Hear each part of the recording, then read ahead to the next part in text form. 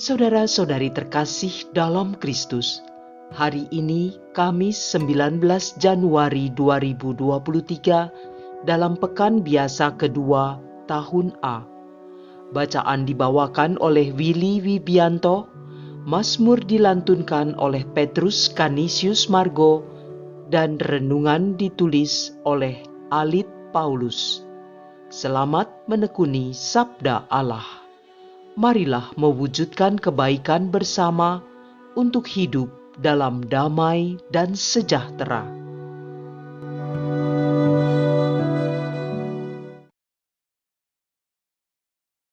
Dalam nama Bapa, Putra, dan Roh Kudus. Amin.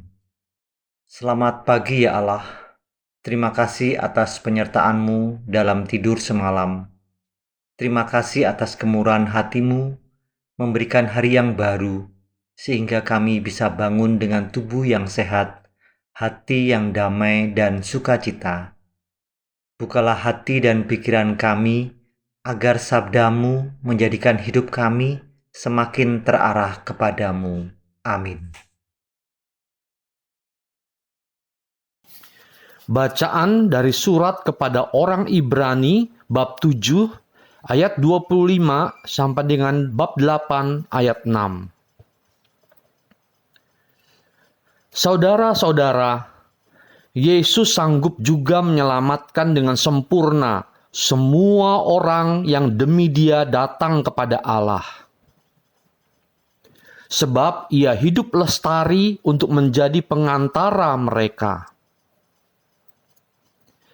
Imam agung seperti inilah yang kita perlukan, yakni saleh, tanpa salah, tanpa noda, yang telah dipisahkan dari orang-orang berdosa, dan ditinggikan mengatasi segala langit, yang tidak seperti imam-imam besar lain, yang setiap hari harus mempersembahkan korban untuk dosanya sendiri, dan sesudah itu barulah untuk dosa umatnya. Hal itu telah dilakukan Yesus satu kali untuk selama-lamanya, yakni ketika Ia mempersembahkan dirinya sendiri sebagai kurban. Hukum Taurat menetapkan orang-orang yang tidak sempurna menjadi imam agung. Tetapi sesudah hukum Taurat itu diucapkanlah sumpah yang menetapkan putra yang sudah sempurna sampai selama-lamanya menjadi imam agung. Inti segala yang kita bicarakan ini ialah kita mempunyai imam agung yang seperti itu. Ia duduk di sebelah kanan tahta yang maha besar di surga dan melayani ibadah di tempat kudus, yaitu di dalam kemah sejati yang didirikan oleh Tuhan dan bukan buatan manusia. Setiap imam agung ditetapkan untuk mempersembahkan kurban atau persembahan kepada Allah. Oleh karena itu, Yesus harus mempunyai sesuatu untuk dipersembahkan. Sekiranya Ia berada di bumi ini, Ia sama sekali tidak akan menjadi imam, karena di sini sudah ada orang-orang yang mempersembahkan persembahan menurut hukum Taurat. Tetapi pelayanan mereka adalah gambaran dan bayangan dari apa yang ada di surga, sama seperti yang diberitahukan kepada Musa ketika ia hendak mendirikan kemah. Ingatlah, demikian firman Tuhan. Buatlah semuanya itu menurut contoh yang telah ditunjukkan kepadamu di atas gunung itu.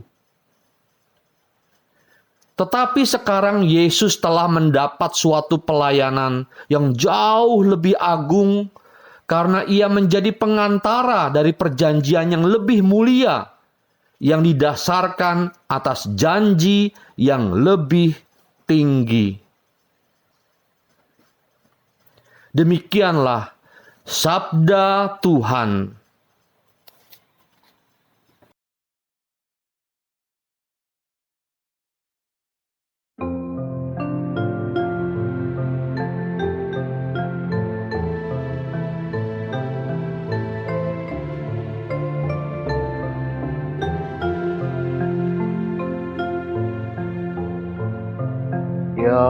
Tuhan, kini aku datang untuk melakukan kehendak-Mu. Kurban dan persembahan tidak Kau inginkan, tetapi Engkau telah membuka telingaku. Kurban bakar dan kurban silih tidak Engkau tuntut. Lalu aku berkata, lihatlah Tuhan, aku datang. Ya Tuhan, kini aku datang untuk melakukan kehendak-Mu. Dalam gulungan kitab ada tertulis tentang aku.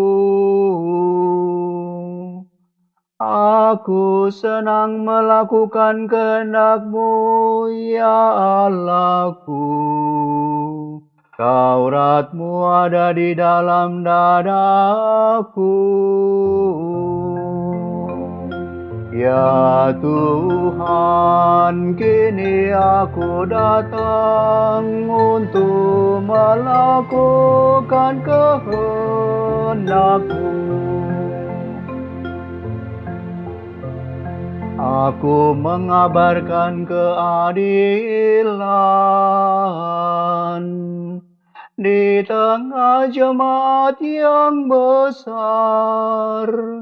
Bibirku tidak kutahan terkatup. Engkau tahu itu, ya Tuhan.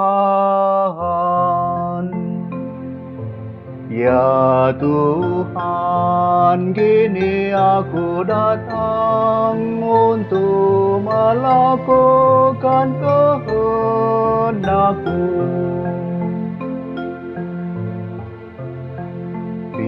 Biarlah bergembira dan bersukacita semua orang yang mencari Engkau. Biarlah mereka yang mencintai keselamatan daripada-Mu tetap berkata, Tuhan itu besar. Ya Tuhan, kini aku datang untuk melakukan kehendak-Mu.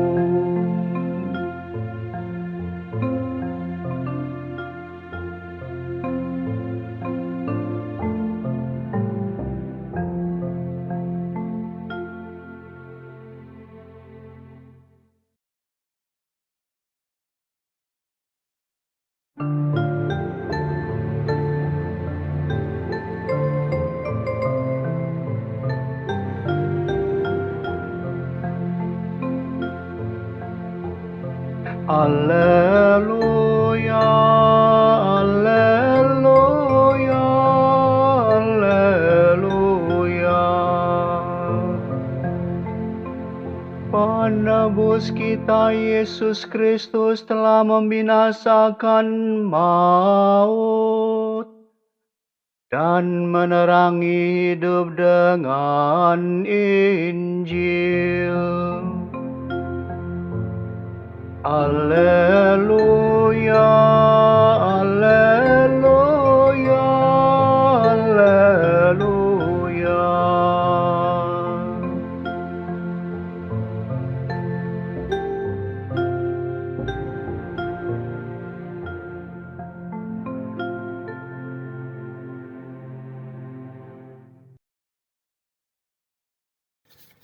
Inilah Injil suci menurut Markus bab 3 ayat 7 sampai dengan 12.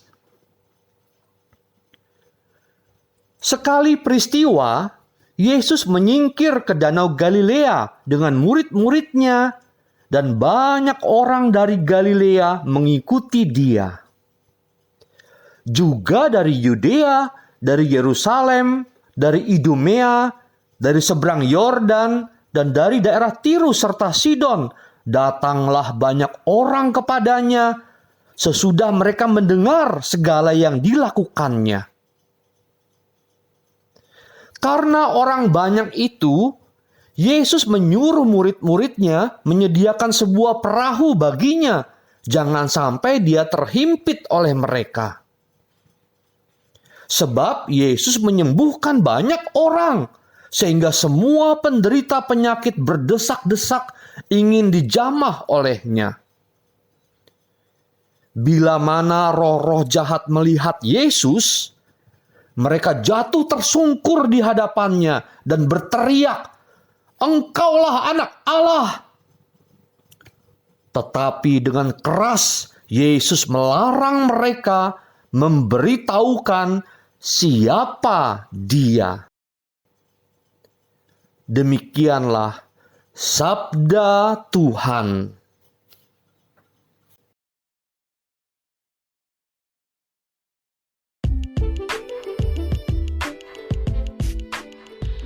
Yesus ingin Allah Bapa semakin dimuliakan. Renungan dibawakan oleh Alit Paulus.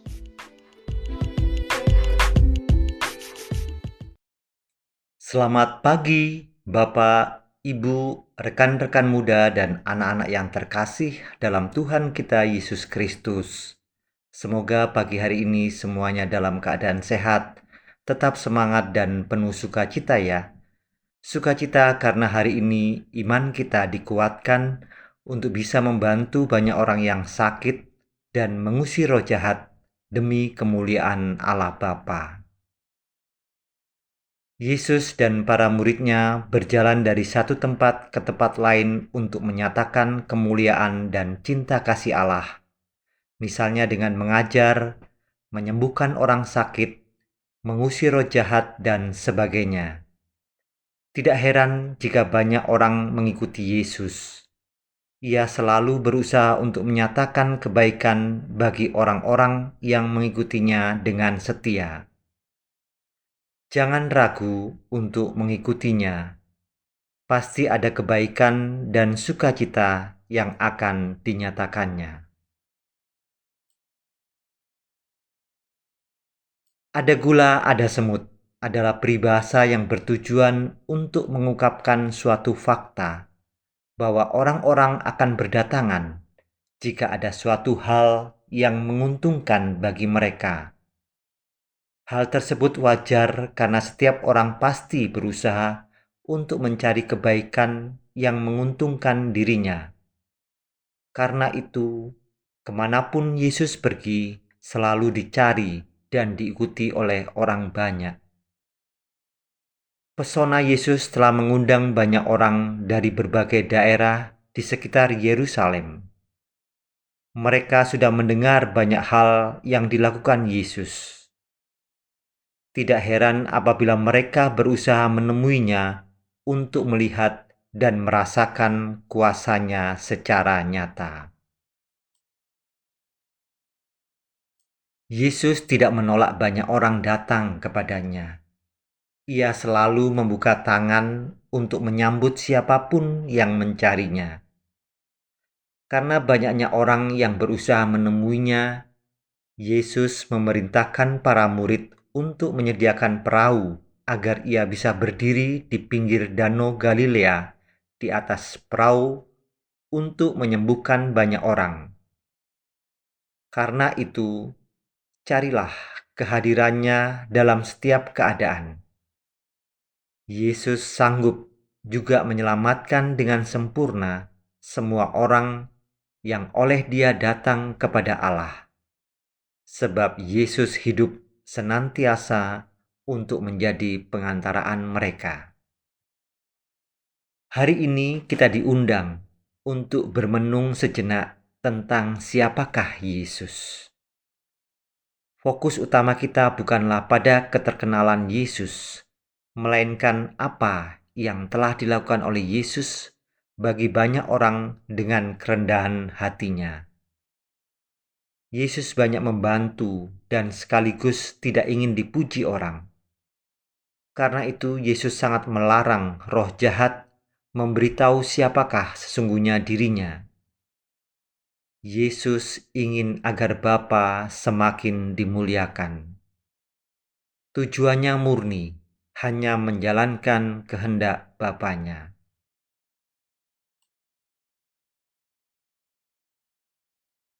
Hidup dalam identitas sebagai pengikut Kristus terkadang mengalami kesulitan. Misalnya dihina, disakiti, dan keadaan yang tidak menyenangkan. Marilah kita menjadikan hambatan dan kesusahan sebagai tantangan untuk maju dalam iman dan keteguhan.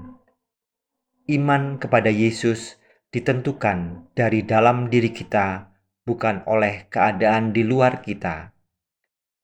Mampukah kita meniru teladan Yesus, yakni bersedia membantu sesama tanpa mengharapkan pujian dan semakin terkenal karena berbuat baik? Semoga kita tulus membantu sesama dan tetap rendah hati. Apapun yang terjadi, marilah kita kuatkan tekad untuk tetap mengikuti Yesus, sebab inilah iman yang sejati. Marilah berdoa. Allah Bapa yang Maha Baik, terima kasih atas sabdamu pagi hari ini. Mampukan kami untuk terus membantu sesama dengan rendah hati seperti yang sudah Yesus lakukan, sehingga namamu selalu dimuliakan kini dan sepanjang masa. Amin. Dalam nama Bapa dan Putra dan Roh Kudus. Amin.